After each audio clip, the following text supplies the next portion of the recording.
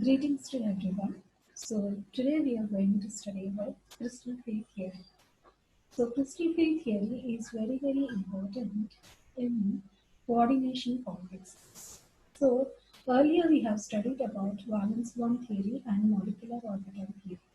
Now we are going for crystal field theory. So this crystal field theory gives us the relationship between the colors and complex materials. So first of all, what are the assumptions of this CFT? So the central metal cation is surrounded by the ligand.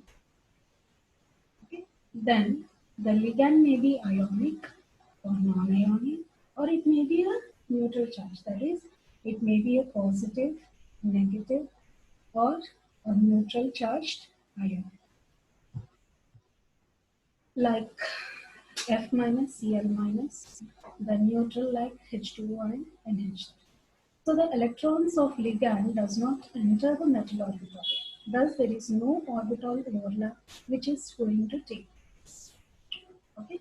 Then the bonding between the metal and that of the ligand is purely electrostatic. So there is no orbital overlapping which is going to take place as we have seen in sigma bond, pi bond, etc. So this is just the electrostatic process of attraction which is allowing the metal and the ligand to form a bond. So that is why it is called as purely electrostatic in nature. Now, so this was the basic model which was developed. So you can see here the metal atom which is empty, okay, and these are the filled sp3 hybrid orbitals of ammonia. Suppose this metal is going to react with ammonia, okay, ligand. So you are getting a metal ligand bond formation. Okay, this is a molecular orbital of sigma bond between the metal and that of the ammonia. So there is a bond dipole moment existing. So this results in the coordination, that is electrostatic interaction between the lone pair of electrons are resulting in the coordination. Now you can see here, separate metal and ligands have higher energy. Okay, so if you take a metal and if you take a ligand, they have higher energy. Okay, then if they get coordinated, that is metal and ligand, if they form a complex, then that is going to be stabilized. And the destabilization due to ligand d electron repulsion will be there. Okay, so you can see here, that is ligand d electron repulsions are going to take place. Okay, so then there is a increase in the energy. That means the orbitals won't be of degeneracy. Okay, they are now splitting into outer d orbitals. Okay, so that is T2G and EG. So splitting due to octahedral field. Okay. Now this crystal field theory describes the bonding in metal complexes. How?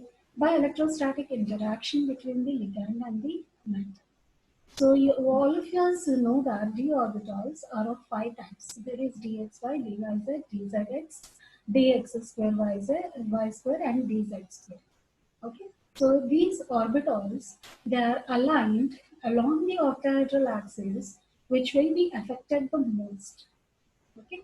So directly the ligand attacks the metal orbital, and the higher the energy of the d orbital. Okay. So in octahedral field, the degeneracy of the 5d orbitals is lifted. Okay. So you can see here dz square y square dx square y square, and then we have here dxy, dyz, and dxz. Okay. So these d orbitals are not pointing directly at the axis. You can see the lobes are present in between the axis, right? Whereas here the lobes are present along the axis. That is why they are repelled more. Okay. Next, factors affecting CFSE. So the nature of the metal ion affects the crystal field splitting energy. Okay. So same metal ion with different charge. So you can see here the same complex has been formed with the different charges. Then different metal ion with same charge. Okay. Then different metal ions with different charges but same number of d electrons. Then different metal ion with same charge but different principal quantum number. The nature of the ligand. So when the ligands are strong, the energy gap is more between T2G and EG. Okay? When ligands are weak, the CFSE is relatively small, hence 5d orbitals are supposed to be degenerate. So you can see here strong field ligands and low spin which form low spin complexes, and these are the weak field ligands which form high spin complexes.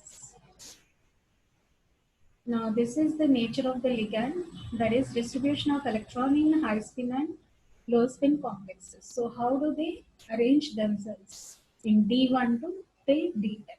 So you can see here that is strong field ligands are first occupied the T2G orbitals first, okay, and then it goes for EG orbitals.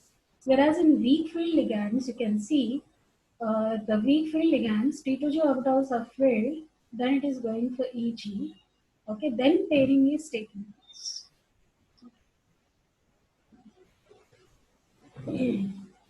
So when the common ligands are arranged in the order of their increasing splitting power, the series, that means how we can classify them into strong ligands and weak ligands. So there must be some series called as spectrochemical series.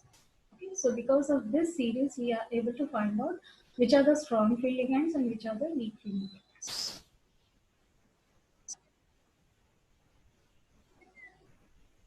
So weak field ligands give smaller delta high spin complexes, whereas strong field ligands give large CFSE and low spin complexes. So the examples are.